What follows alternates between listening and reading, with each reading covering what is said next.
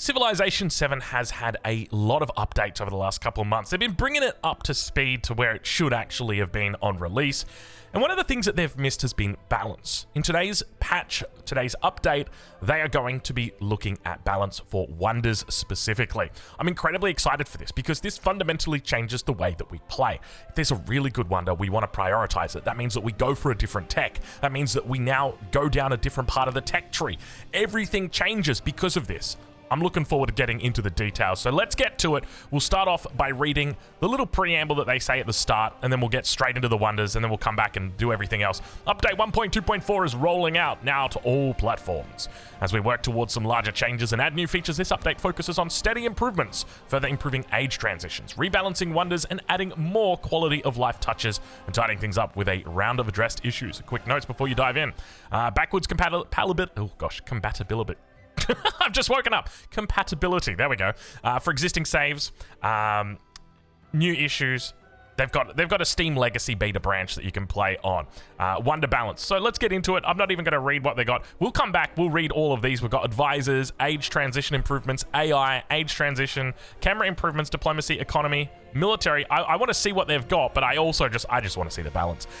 We have not had like a serious balance pass in Civ 7 yet, and I've been waiting for it. Anyway, let's get to it. Antiquity Age Wonders, of course, something I'm going to be intimately familiar with. First up, we got Bursa. So it has been moved to the engineering tech. So you know what? Maybe it's a good idea. Let's go ahead and we'll jump in a game. So we'll go with Augustus and we'll just jump in here, just so that we can actually look at the tech tree. And we've got something happening behind this. So we've got a lot of changes. Like look at all of this. Is this pretty much every?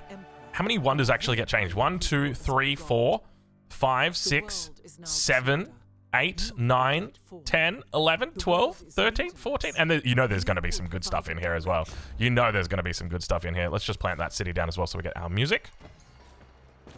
So, we got Bursa being moved to the engineering tech. So, if we take a look at where that is, view tree. Wonderful. So, engineering. All the way down here? Oh my lord, that's far away.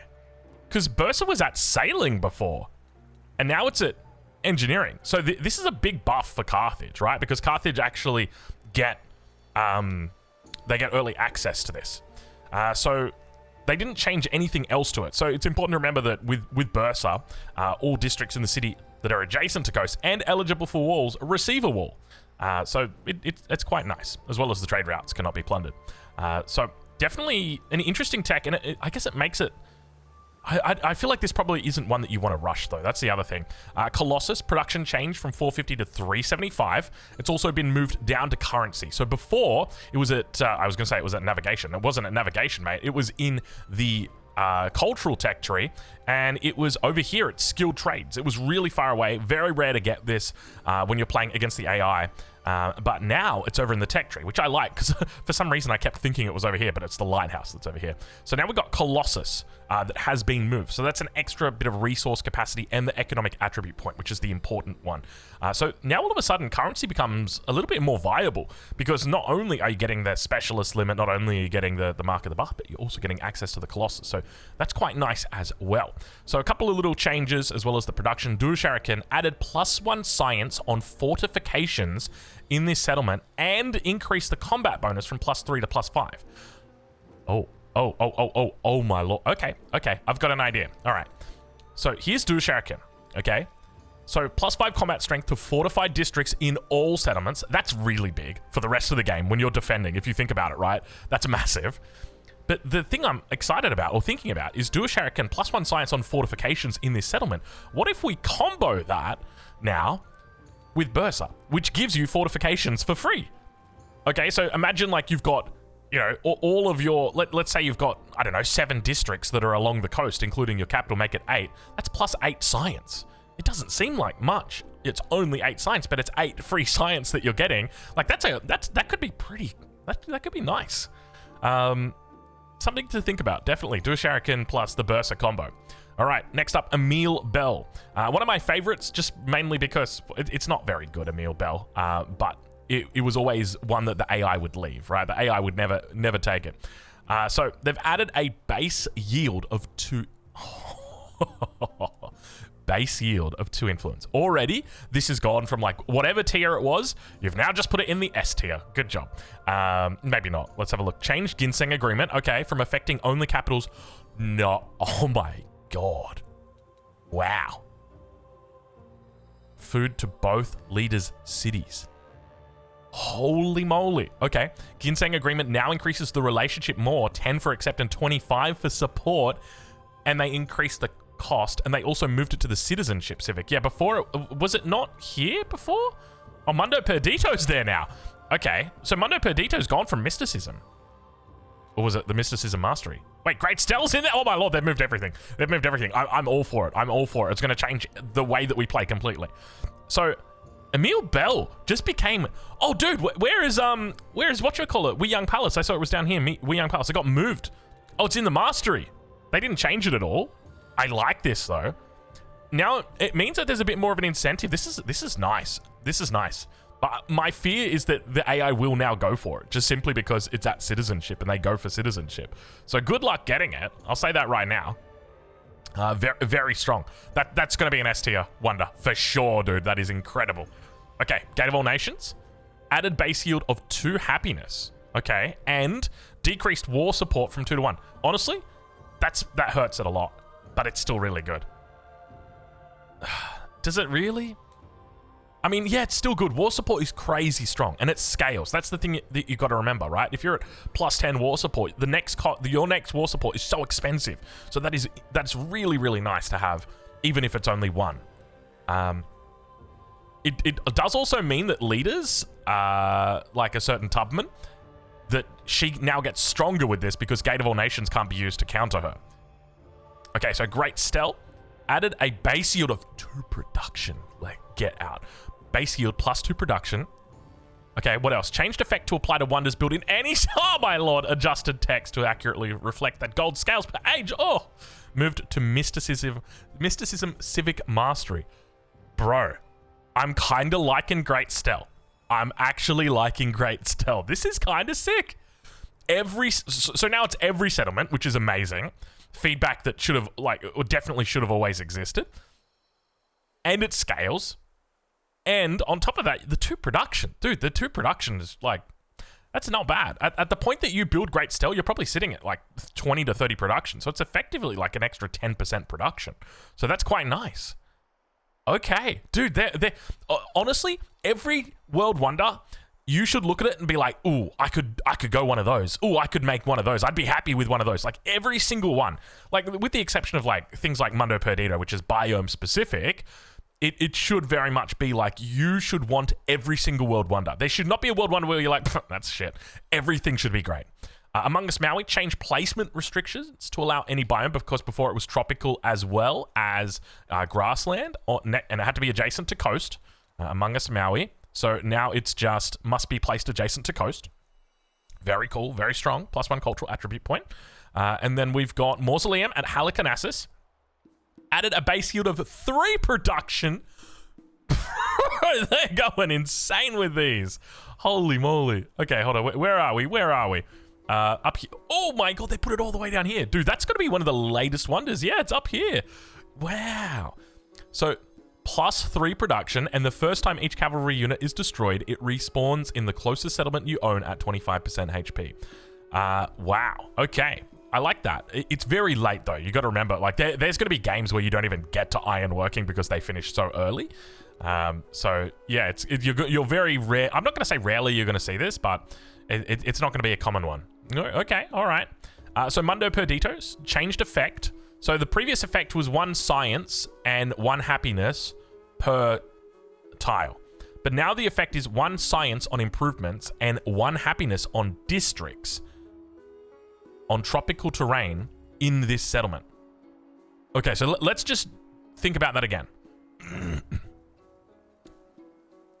So once... It feels like they kind of nerfed it, I'm not going to lie. Because before it was 1 science and 1 happiness on all tropical terrain, but keep in mind that that doesn't apply unless you have it improved. So they haven't changed the science aspect of it, and the happiness, it's probably... you know, it's probably about the same. I'll say that right now. If anything, it kind of scales now with the late game because as you have more districts, you will have more happiness. Whereas before, I often found like I would end up replacing the tiles in my city. So I feel like this one kind of doesn't really change that much. It's still going to be very good, right? Like you got a mad tropical city, you're absolutely going for Mundo Perdido. It is, you know. What's interesting though is that we were talking about science before. Sorry, where's my Mundo Perdido? It's down here. We were talking about science before with like that combo that you could do with where were we? With Bursa together with Do Shuriken, and that's like 8 science. And the truth is, like 1 science on improvements on tropical terrain, you're already looking at like there will be settlements that have more than that in Antiquity. So it's a pretty strong wonder, Mundo Perdido. Then we've got the Oracle. Okay, another favorite because we were easily able to snag the Oracle. I'm looking for it. There it is. So that it hasn't been moved. So they increased the bonus culture from narrative events from 10 to 20 per age. Okay. What else did you do to it? Added a wild... Oh, okay. It just became S tier. Added a wild card attribute point. That's so good. That is so good, dude. +1 wildcard attribute point. That means that you can spend it on anything that you like. That's crazy good. So if you're playing like the diplomatic point system and you just go 1, 2, 3, you pick up Emil Bell, get the Diplo point, throw it in there, then you get your Oracle, throw the point in there. Dude, I love it. I love it. What a great solution to Oracle. And they also have plans in the work for the Wonder, so stay tuned. I'm looking forward to seeing what you guys have got. All right, Petra. Okay, here we go. Changed effect to +1 production on improvements and +1 gold on districts on desert terrain in this settlement. So it only applies the gold to districts on desert terrain, I'm assuming, and +1 production on improvements. So it doesn't, once again, doesn't really change anything here. Now keep in mind, it's +1 production on improvements. Hold on, is this +1 production on improvements on desert terrain? Or is it +1 production on improvements and +1 gold on districts on desert terrain? Do you get what I mean? Because if it's the first, are you telling me there is a world where we could have Petra and Mundo Perdido in the same city giving +1 production and +1 science to the same tiles? Because that's kind of how I'm reading this. So we're going to need to go and test this. Let's have a look and see whether the in-game actually gives us any more of an idea as to how this functions. Because it's always, you've got to be careful with the way that this is worded. Like, it should technically be worded if it works the way that I'm thinking it should work. +1 production on improvements on desert terrain and +1 gold on districts on desert terrain in this settlement. That's how I think it should work. So it says +1 production on improvements and +1 gold on districts on desert terrain in this settlement. See, it could go both ways. It could go both ways. I don't know. I don't know. I don't have my cheat engine enabled at the moment, so it's not like we could just go in and test it right now. You know what? Hold on. Give me a sec. We'll do the magic of editing. Okay, and we're back. A little bit of a barbarian problem, but do not worry. So we got Petra coming up in 1 turn over here. And what are we expecting from Petra? Well, if we Alt-Tab back in, we are expecting +1 production on improvements and +1 gold on districts. So it means that we'll get gold on these 4 districts and we'll get +1 production on these improvements. However, these aren't on desert tiles down here to the south. These are on tundra tiles. So let's take a look and see whether or not that applies. We'll just go ahead and open our borders and hit next turn. So these go from 5 and 4 and 4 and 4 to... Sedentary life. There's Petra. So it only affects desert tiles. So there's your confirmation. So Petra doesn't really change much with the exception of just the gold now being applied onto districts. Because I think previously the gold was being applied to the actual tile itself. So I guess it just kind of changes the way that it scales later in the game. I think the #1 issue that this addresses for both Mundo Perdido and Petra is just that as the game got later on, it felt bad putting districts on improvements simply because you had this thing that was propping up a tile, making it really good, whereas now at least you're going to get something from that. So yeah, I think that this is an okay change. Definitely kind of nerfs it in the short term, at least for Petra, because one of the things you love to do is just drop Petra down and go crazy. But anyway, next up we've got pyramids.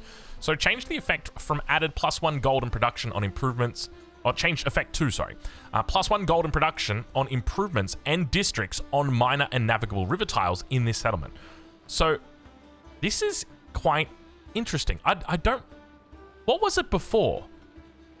I kind of wish that they had, like, the old one and then the new one, just because, like, I can't remember exactly what it was. I obviously know it was similar. I think it's kind of in this, but it's gold and production on improvements and districts on minor. So when we think about, like, a minor river, here, this is a minor river, right? Because we can see the river is flowing from here. This is a major river, a navigable river.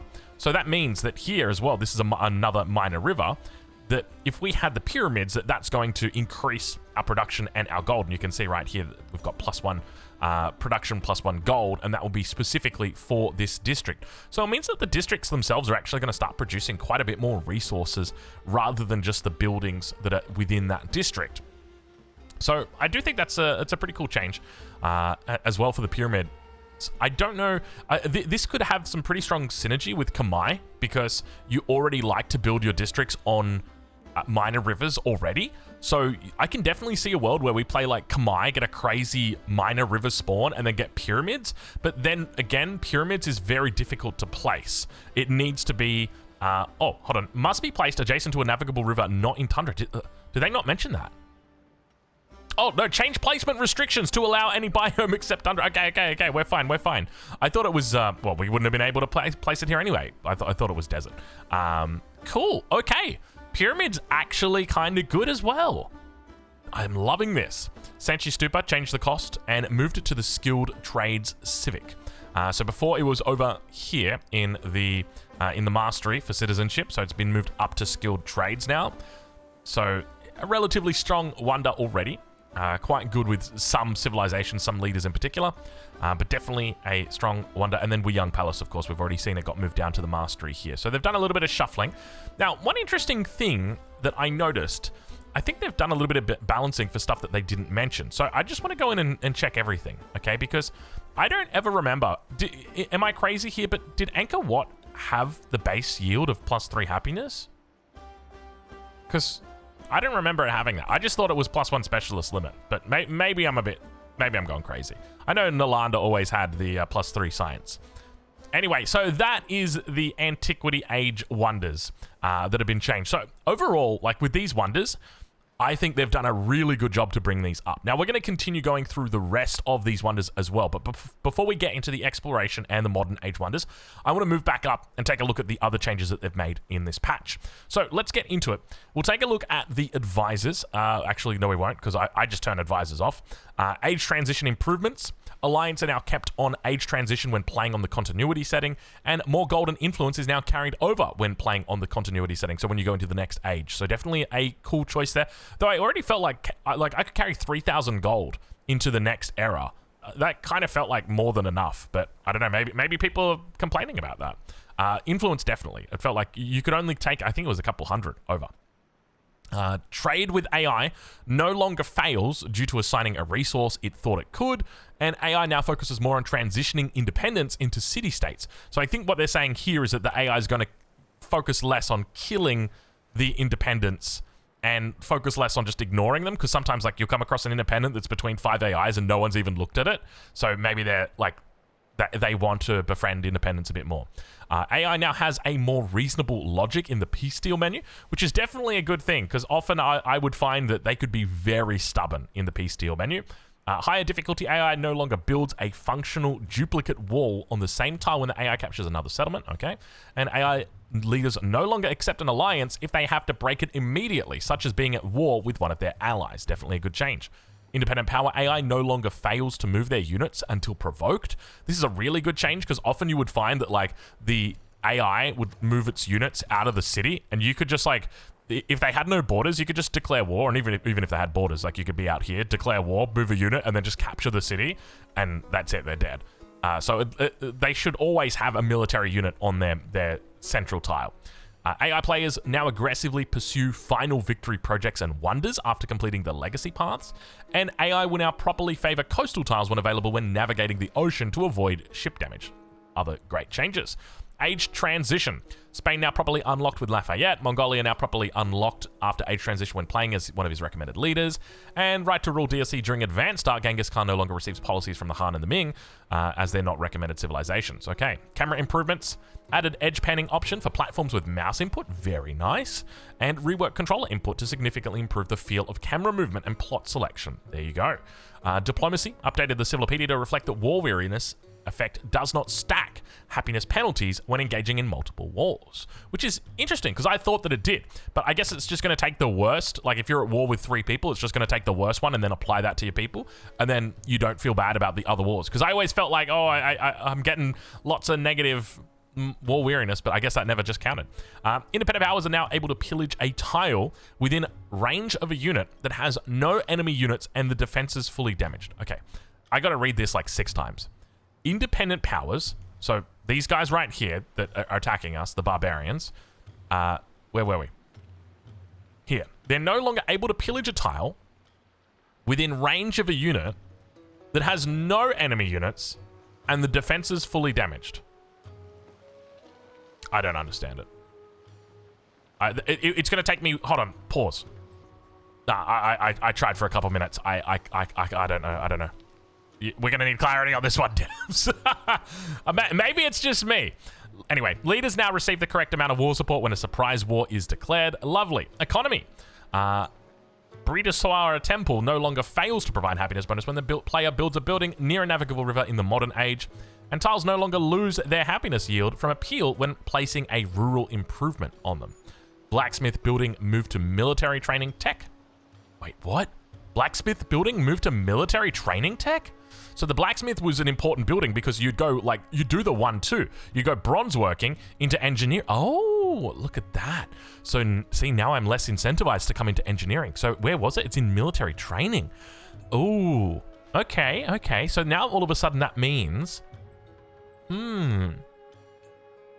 Yeah, because, I mean, it was very like, all you'd do is bronze working into engineering into mathematics, and you'd get your production, get your science, and then you'd complete the rest of the tech tree. Here, they're saying, no, if you want the extra production, you can have it at bronze working, but you're going to have to come down here for the blacksmith. I like this change.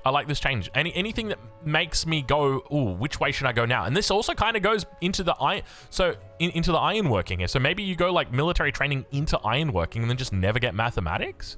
I mean, you can always get mathematics, but like, especially with science-heavy civs like Assyria, Maya, you're not going to need to do that, right? Like, you can just kind of, eventually you want to get it if you're going for that science legacy.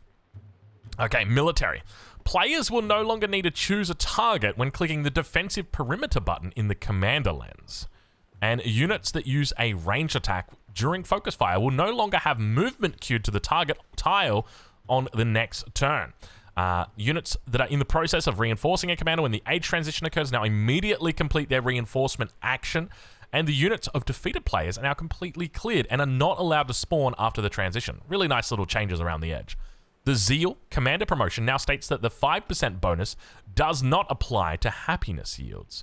That's interesting. So the Zeal bonus, if I remember correctly, if we go have a look over here, yeah, 5% to all yields except happiness in a settlement when stationed on a district.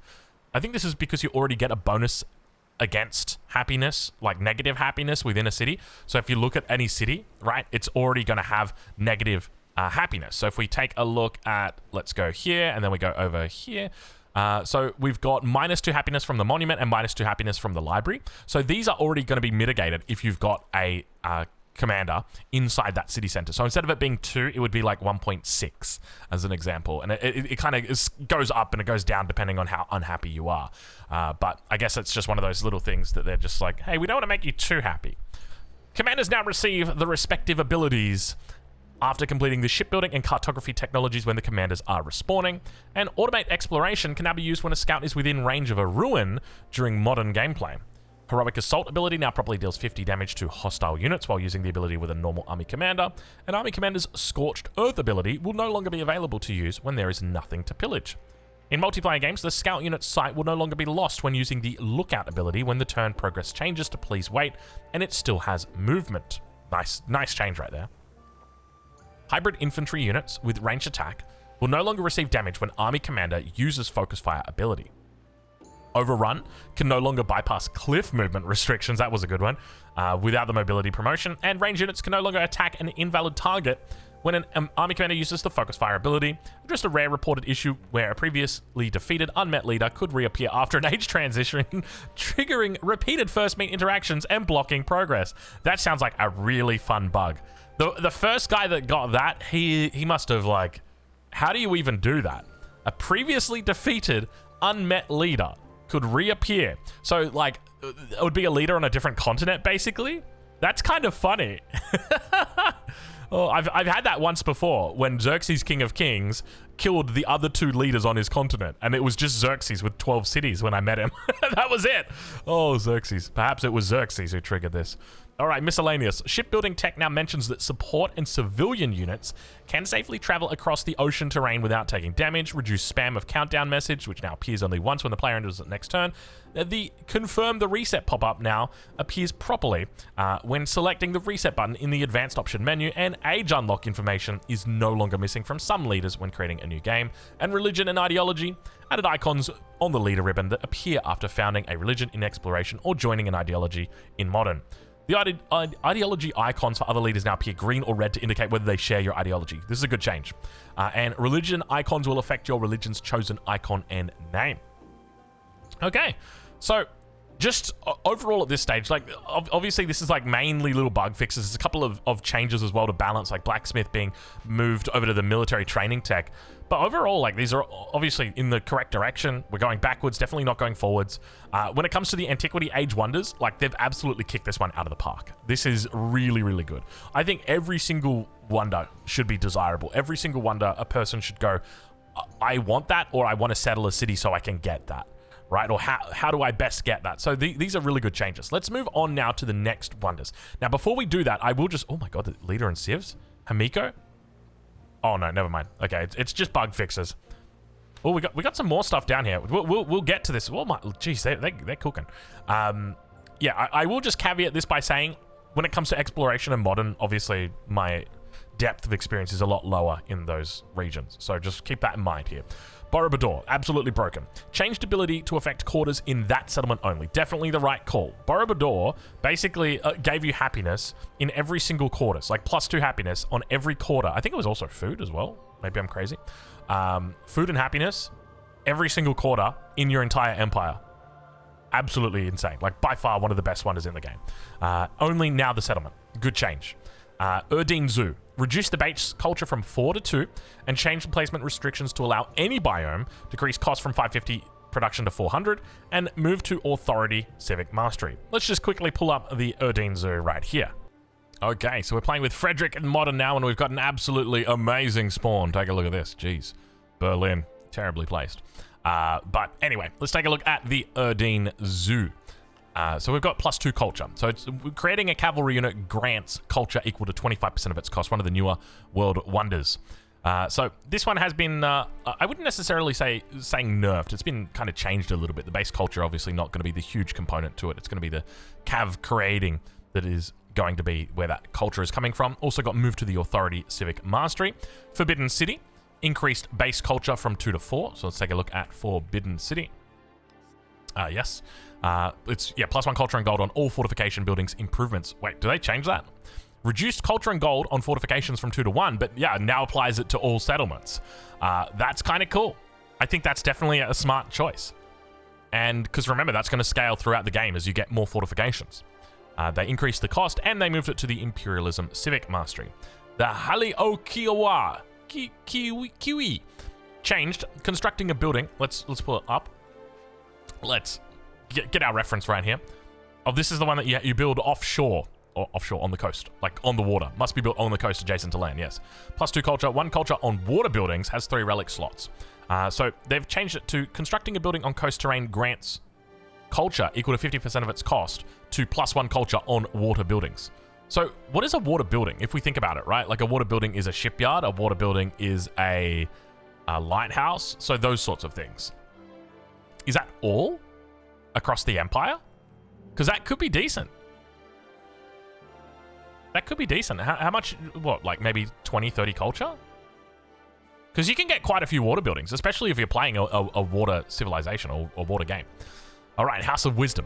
Reduce the number of relics granted from 3 to 1. Yep, completely reasonable. That was pretty crazy. Machu Picchu. Removed +2 resource capacity in this settlement and changed, oh no.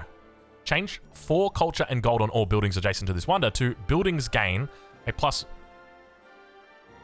Oh, hold on. Okay, so it's not absolutely as broken as it was before. So before, basically, you just put Machu Picchu down on a mountain tile like this, and then you'd build districts around it and put specialists in them, and you'd get hundreds of culture and gold from each of these districts. Not the case anymore. Instead, buildings gain a +1 culture and gold adjacency for mountains. So it means that even if you built Machu Picchu here, you would then be able to come out over onto this position and build your districts and put specialists in them, and then you would get that bonus even more. But at the very least, you'd get a +1 culture and gold adjacency. So this is going to have quite a good synergy with leaders that like to play in the mountains, or civilizations that like to spawn near mountains. So Nepal, I'm thinking about, could be quite strong with something like this. Obviously, Inca. Obviously, yeah. That is the other way. And they changed the placement restrictions to allow the grassland biome. Is that the grassland biome as well? Because before it was just the tropical. Let's double check. Machu Picchu must be placed on a grassland or tropical mountain. Yes. Wonderful. Cool. I think decent changes. And like overall, of course, this made for amazing screenshots and thumbnails, right? Like 50 million culture and gold on all the buildings coming in from the wonder. But at the end of the day, it was also just a little bit of like, this is clearly broken, guys. We got to fix this. And they definitely have. So well done, guys. And then we've got the Modern Age Wonders. Crossroads of the World DLC. Budhanath. This is the new one that was added in. I think this is actually the wonder for the Nepalese. So +6 influence. So they increased the base influence yield from 4 to 6 and changed the placement restriction to allow the grassland biome. So tropical or grassland. Brandenburg Gate. Let's bring it up. I'll be honest, I don't think I've ever completed the Brandenburg Gate. +6 production, 1 war support on all wars, and a settlement limit. That's a really good world wonder. Changed this settlement suffers no happiness penalties from war weariness, 5 happiness in conquered settlements, to +1 war support on all wars, +1 settlement limit. Dude, this is a good wonder. This is you did well. That's very nice. Eiffel Tower, increased culture and happiness on quarters from 2 to 3. Hermitage. Change 10% culture in cities that have a great work on display to 5 culture in cities. I like that. Giving it a flat bonus instead of a percentage. That have a great work on display. They're very nice. And the Muzibu Azala Mapanga. What? Hold on. Ah, yes, of course. Changed +2 food on all lake tiles, 2 culture and 2 happiness on lake tiles in the settlement, to +4 culture and food on improvements and districts on lake tiles. So they've absolutely buffed that one. Definitely the right call, right? You're talking modern, 2 food on all lake tiles. Doesn't really change much. Like, even if we look here at this spawn, where's the lake tiles? There's 4 lake tiles over here. Is this a lake? It's coastal. So, like, lake tiles are kind of rare. You do get games where there are big lakes or lots of lakes, but it's not common. And then we've got Palacio de Bellas Artes. Remove the 10% happiness in this city and increase happiness from great works from 2 to 3 and added gain 1 artifact. So definitely going to be a popular choice. And finally, the Red Fort added 4 production to the base yield. Just to go over the last stuff, we're not actually... Excuse me. Actually, do we go over this? Some of this is kind of relevant. I mean, for the blokes that are here, for the guys that are still here... Like, you're probably just vibing no matter what, whether we end video here or whether we look at it. So let's take a look and see.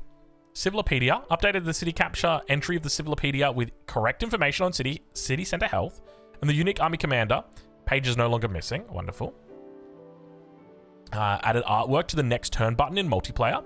Improved resolution of leader portraits. Assyria now has a unique loading screen.